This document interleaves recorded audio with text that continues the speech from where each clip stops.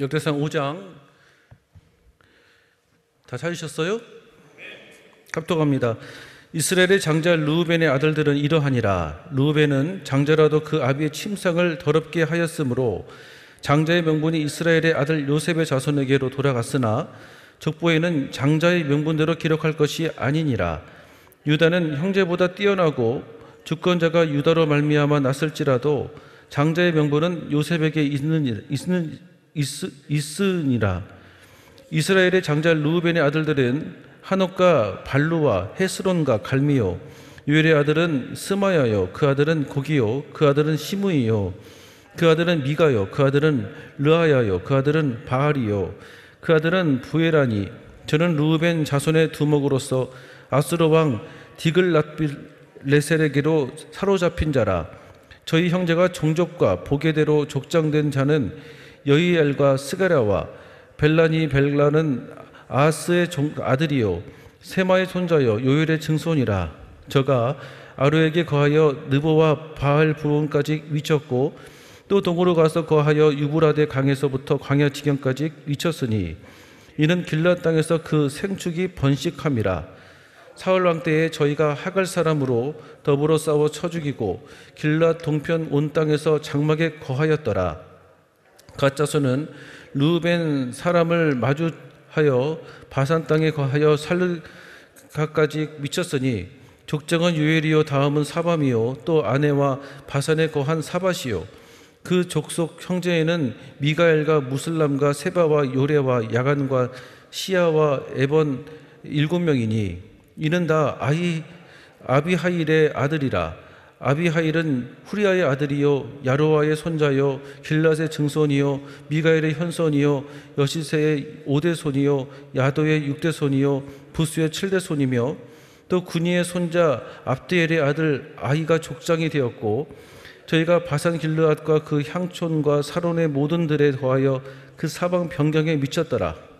이상은 유다 왕 요담과 이스라엘 왕 여로보암 때의 족보에 기록되었더라. 르우벤 자손과 갓사람과 므낫세 반 지파에 나가 싸울 만한 용사 곧 능히 방패와 칼을 들며 활을 당기어 싸움에 익숙한 자가 44,760인이라. 저희가 하갈 사람과 여두루와 나비스와 노답과 싸우는 중에 도우심을 입었으므로 하갈 사람과 그 함께한 자들이 다 저희 손에 패하였으니 이는 저희가 싸울 때에 하나님께 의뢰하고 부르짖음을 하나님이 들으셨습니다. 저희가 대적의 짐승 곧 약대 5만과 약 25만과 나귀 2천을 빼앗으며 사람 10만을 사로잡히고 죽임을 당한 자가 많았으니 이 싸움이 하나님께로 말미암았습니다. 저희가 그 땅에 거하여 사로잡힌 때까지 이르렀더라. 므낫세 반 지파 자손들이 그 땅에 거하여 번성하여 바산에서부터 바알 헤르몬과 스닐과 헤르몬 산까지 미쳤으며 그 족장은 에벨과 이시와 엘리엘과 아스리엘과 예레미야와 호다위야와 야디엘이라. 다 용력의 유명한 족장이었더라. 저희가 그 열조에 하나님께 번제하여 하나님이 저희 앞에서 멸하신 그 땅 백성의 신들을 간음한 듯 섬긴지라. 그러므로 이스라엘 하나님이 아수르 왕 불의 마음을 일으키시며 아수르 왕 디글랏빌레셀의 마음을 일으키시며 곧 르우벤과 갓과 므낫세 반 지파를 사로잡아 할라와 하볼과 하라와 고산 하숫가에 옮긴지라. 저희가 오늘까지 거기 있으니라. 오늘 효와 행복 함께 보시겠습니다. 성공하는 인생, 실패하는 인생. 오늘 핵심 성경 구절은 19절 그리고 20절입니다. 저희가 하갈 사람과 여두루와 나비스와 노답과 싸우는 중에 도우심을 입었으므로 하갈 사람과 그 함께한 자들이 다 저희 손에 패하였으니 이는 저희가 싸울 때에 하나님께 의뢰하고 부르짖음을 하나님이 들으셨습니다. 본장은 요단 동편에 거주한 르우벤 지파와 갓 지파 그리고 므낫세 반 지파의 계보를 기록하고 있다. 이들은 지형적으로 같은 지역을 기업으로 받았을 뿐만 아니라 함께 힘을 모아 적들과 싸웠으며 함께 단을 쌓아 하나님께 예배한 신앙 공동체였다. 본장에서는 이들의 적부뿐만 아니라 이들의 흥망성쇠까지 다루고 있다. 이 세 지파가 하갈 사람과 여드로와 나비스와 노답 사람들과 전쟁하게 될 때였다. 요단 동편에 거주한 지파의 사람들은 그 어떤 것도 의지하지 않고 하나님께 의뢰하고 부르짖으며 일심동체가 되어 싸웠다. 그 결과 그들은 큰 승리를 얻었다. 그리고 크게 번성할 수 있었다. 그러나 이 세 지파는 점차 번성하게 되자 자기들에게 승리와 기쁨을 주신 하나님을 버렸다. 그리고 하나님이 저희 앞에서 멸하신 그 땅 백성의 신음을 가늠하듯 숭배하는 죄악을 저질렀다. 결국 하나님을 떠난 이들은 잔인한 이방 국가인 바벨론의 포로로 끌려가는 비참한 인생으로 전락했다. 이들의 번성과 멸망은 결코 어떤 외부적이고 환경적인 요인으로 말미암은 것이 아니었다. 중요한 것은 하나님을 가까이 하느냐 아니면 멀리 하느냐에 달려 있었던 것이다. 성도가 복을 받고 성공할 수 있는 지름길은 하나님을 섬기고 가까이 하는 것이다. 하나님을 가까이 할 때에 성공하는 인생을 살 수 있다. 하나님을 멀리하면 인생의 쓴잔을 마시며 순간은 성공같이 보일지라도 결국은 실패한 삶을 살게 된다. 아멘. 오늘 말씀 함께 나누고 기도하는 시간 갖도록 하겠습니다. 야곱에게는 레아와 라헬 이렇게 두 명의 본처가 있었습니다. 그리고 빌하와 실바 이렇게 두 명의 첩이 있었습니다. 이렇게 총 4명의 여인과 함께 관계 안에서 12명의 아들을 낳게 되어집니다. 오늘 본 말씀에 등장하는 루벤이라고 하는 사람은 야곱의 첫 번째 아내였던 레아의 사이에서 태어난 아들이었고 동시에 장남이었습니다. 당시 이스라엘은 장남에게 영적인 축복을 많이 주었습니다. 그래서 장남으로 태어나게 되어지면 영적인 축복들을 이미 많이 얻은 상태에서 태어나게 되어집니다. 그런데 오늘 본문 말씀을 보니까 루벤은 축복된 은혜를 기쁘게 누리지를 못하는 삶을 살게 되어지는 것 같습니다. 무엇 때문에 그런지 말씀을 통해 함께 주의 은혜를 나누도록 하겠습니다. 두 가지 관점으로 주의 말씀 나누겠습니다. 첫째는 장자 루벤입니다. 1절을 보시면 이스라엘의 장자 루벤의 아들들은 이러하니라.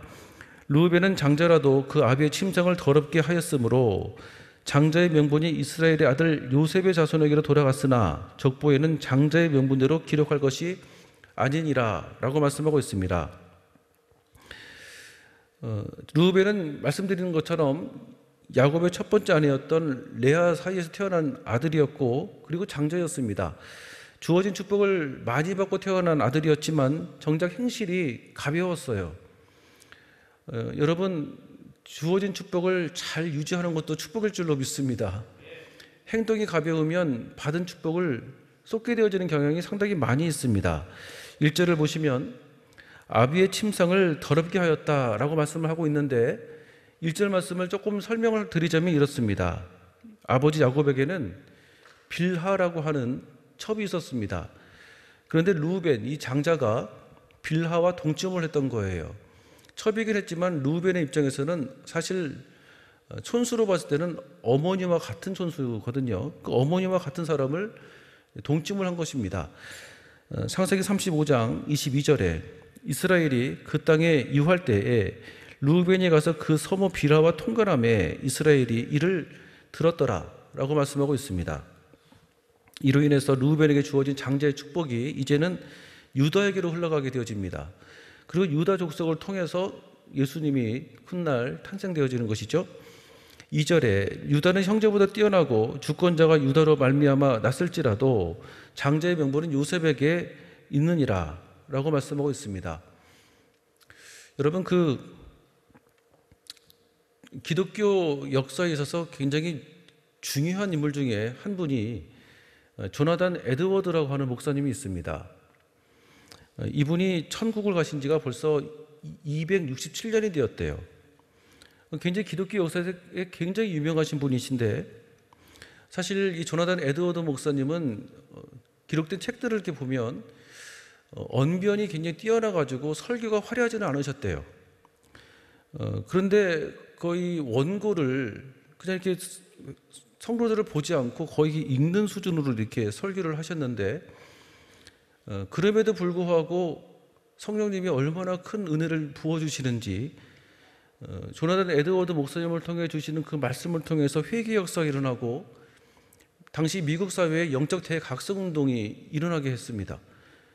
조나단 에드워드 이 목사님의 그 여러 가지 일대가 있는데, 사실 목사님들 사이에서 이제 조나단 에드워드 목사님과 또 그분의 친구가 있어요.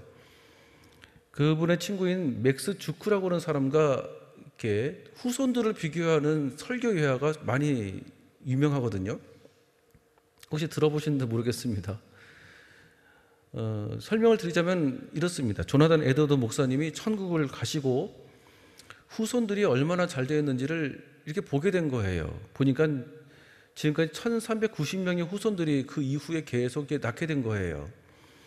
근데 그 중에 대학 총장이 65명, 교수와 의사가 56명, 그 목사님이 100명, 변호사가 100명, 그 외에도 미국 사회에서 영향력을 미치는 사람들이 어마어마하게 많고, 또한 미국의 부통령까지 또 했던 인물도 있어요. 아무튼 조나단 에드워드 목사님이 천국을 하신 이후에 그 후손들을 보니까 미국 사회에 굉장한 영향력을 미치는 후손들이 지금도 많더라는 것입니다. 그런데 친구인 맥스 주크의 후손들을 행적을 이렇게 보니까 너무 비교가 되는 거예요. 알코올 중독자 100명, 절도범 70명, 매춘 생활을 했던 사람들이 40명 이렇게 있더라는 것이죠. 후학들이 연구를 한 겁니다. 도대체 이런 원인이 무엇 때문에 일어난 것인가? 결론적으로는 이렇습니다. 조나단 에드워드 목사님은 살아있을 때부터 계속 영적인 것에 우선순위를 두고 살았던 인생이었다는 것입니다. 부모가 영적인 것에 우선순위를 두고 섬기고 베풀고 하나님을 섬기듯 이웃을 사랑하고, 이런 모습들을 늘상 자녀들이 보게 되어지고, 자란 자녀들이 또 어른이 되어서 그 자녀손들에게 또 영적인 가치들을 흘러가게 해주고, 그런 영적인 흐름들을 모든 후손들이 우선순위로 두고 살더라는 것입니다. 반면 친구의 맥스 주크는 살아있을 때 늘 현세가 중요했대요. 그냥 먹고 즐거우면 되는 거지 뭐 그렇게 걱정하고 살아, 이런 생각들을 하고 살았다는 거예요. 그러다 보니까 이 맥스 주크라는 그 사람의 주변 사람들로부터는 참 사람 재밌다, 사람 참 괜찮다, 좋다 라고 하는 평은 들었는지는 모르겠지만, 그냥 당장은 차이가 없어 보이는데 후손들의 열매들을 가만히 이렇게 보니까 너무 큰 차이가 나더라는 것이에요. 맥스 주크라는 인물은 마치 영적인 것에 인생의 우선순위를 두지 않고 그냥 먹고 즐기면 전부다, 그러면 되는 거지 뭐가 그렇게 중요한 것이 있어 라고 하는 우선순위를 두고 살았다는 것입니다. 우리도 여러분 인생의 우선순위를 영적인 것에 가치를 두고 살아가기를 주의로 축원드리겠습니다. 마치 루벤과 같이 영적인 것에 우선순위를 두지 않고 자신의 유익한 것에만 초점을 두고 살아가는 삶은 보니까 맥스 주크라는 인물과 참 흡사한 삶이 아닌가 하는 생각이 들었습니다. 여러분 기생 라합을 보십시오. 그녀의 시작은 기생이었지만 영적인 것에 중요도를 두고 시간이 흘러갈수록 라합을 통해서 보아스가 태어나고, 보아스를 통해서 이새가 태어나고, 이새를 통해서 다윗이 태어나고, 시간이 흘러갈수록 영적인 것에 우선순위를 두는 사람들은 하나님이 그 인생을 붙들어 주실 줄로 믿습니다. 그래서 여러분 오늘 말씀처럼 영적인 것에 성공하십시오. 하나님이 함께할 줄로 믿습니다. 여호와는 나의 목자시니 내게 부족함이 전혀 없으로다. 그가 나를 푸른 풀밭 초정으로 나를 인도하신도다. 내가 사망의 음침한 골짜기를 다닐지라도 해를 두려워하지 않을 것은 주께서 나와 함께 하심이라. 여러분 우리는 하나님의 큰 계획들을 먼저 알려고 하는 경향이 있는데, 여러분 양들은 일단 목자의 음성을 들으면 되는 겁니다. 목자의 음성에 늘 귀를 기르셔야 됩니다. 목자의 음성에 귀를 기르고 그 음성에 순종하고 살아가는 양들은 적들로부터 보호받을 수가 있습니다. 푸른 풀밭 초정으로 내가 인도받을 수가 있습니다. 그래서 여러분 오늘 하루도 목자 되신 하나님 그 음성에 늘 순종하고 귀를 기울일 수 있고 삶의 우선순위와 가치를 둘 수 있는 귀한 은혜가 있기를 주로 축원드리겠습니다. 두 번째로는 하나님께 도움을 구하다라는 것입니다. 따라합시다. 하나님께 도움을 구하다.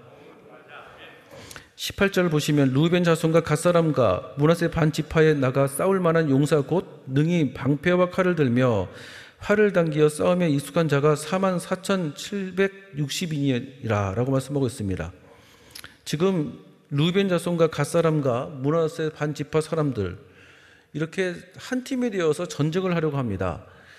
그래서 하갈 사람과 여드로와 나비스와 노답의 사람들과 전쟁을 하는데 그 전쟁에서 승리를 하게 되어져요. 중요한 것은 그 승리의 원인이 하나님께 있었다라는 것입니다.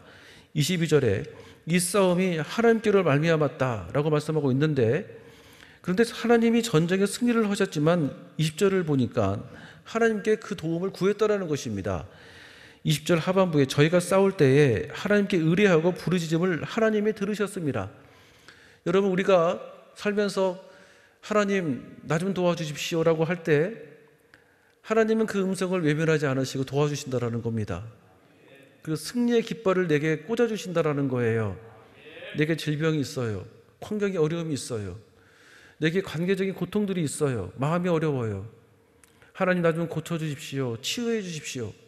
하나님 내 환경을 열어갈 수 있는 믿음의 눈을 허락해 주십시오라고 할 때 성령이 내 마음가운데 기름 부어주셔서 환경을 이기고 별병을 고치고 예수님의 이름으로 승리해 나가는 은혜가 있기를 주 이름으로 축원드리겠습니다. 그런데 중요한 것은 무엇이냐? 겉으로는 이것이 우리의 싸움 같지만 영적 전쟁이 있다는 것입니다. 보이지 않는 영적인 영역들이 있다는 것이에요. 그런데 하나님이 영적 전쟁에서 승리를 우리에게 주시는데 그 과정들을 보면 하나님의 선하심과 하나님의 신실하심과 그리고 하나님의 평강이 나와 함께한다는 것입니다. 나를 통해서 하나님의 성품들이 드러난다는 것이에요. 이 하나님의 성품들이 드러나는 것, 하나님의 신실하심, 하나님의 선하심, 그리고 하나님의 평강, 이것을 신학에서는 따라해볼까요? 속성이라고 말합니다. 하나님의 선하심과 하나님의 인자하심, 그리고 하나님의 평강이 여러분과 함께 하셔서 하나님의 방법대로 하나님의 뜻 가운데 여러분들을 인도하실 줄로 믿습니다. 중요한 것은 무엇이냐? 오늘 보니까 루벤 승리를 허락받았던 이 사람들은 그 하나님을 버렸다라는 겁니다. 우상숭배를 했다라는 것이에요. 여러분, 오직 하나님 한 분만을 바라볼 수 있는 은혜가 있기를 축원드리겠습니다. 하나님이 친히 다스리시는 하나님의 왕국, 하나님의 왕국을 세우고자 하나님께서는 아브라함을 선택하셨습니다. 하나님이 나를 통해서 하나님의 왕국을 세우고자 나를 붙들어 주셨구나. 그 은혜를 아브라함은 알았던 것 같아요. 그래서 말씀을 따라 아브라함은 순종하고 길을 떠납니다. 그런데 떠나는 그 과정 속에 하나님이 신실하시게 그를 지켜주시고 떠나면서 때로는 적의 공격으로부터 나를 붙들어 주시고 선하신 방법으로 나를 인도해 주셨어요. 그리고 하나님께서는 끝까지 그와 함께 하셔서 아브라함을 통해서 하나님의 의로움을 보셨습니다. 우리도 그렇습니다. 하나님께 내 삶의 문제를 놓고 기도할 때 분명 하나님의 선하시고 신실하시는 은혜가 그 성품대로 나와 함께할 줄로 믿습니다. 그리고 내 영적인 싸움에서 하나님의 속성들이 드러나셔서 나를 지켜주시고 외부로부터 모든 공격들을 차단해 주시고 내 마음을 지켜서 하나님의 축복 가운데 내가 인도받을 수 있는 그런 은혜가 함께할 줄로 믿습니다. 하나님 나를 붙들어 주십시오. 성령님 나를 지켜주십시오.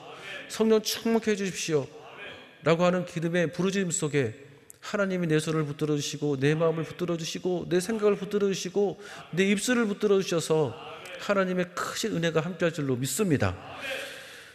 살아계신 하나님 아버지 감사합니다. 하나님 오늘도 주님 나를 도와달라고 기도하고 나갈 때 주의 성령이 함께해 주셔서 내 기도 소리를 들어주시고 하나님 인도하여 주시옵소서. 또한 영적인 것에 우선순위를 두고 살아갈 수 있는 축복이 있게 허락하여 주셔서 하나님의 내 삶 가운데 역사하시는 귀한 은혜를 목도하게 허락하여 주시고 기쁨으로 주께 영광 들 수 있는 믿음의 도구 되게 하여 주시옵소서. 예수님의 이름으로 기도드립니다. 아멘.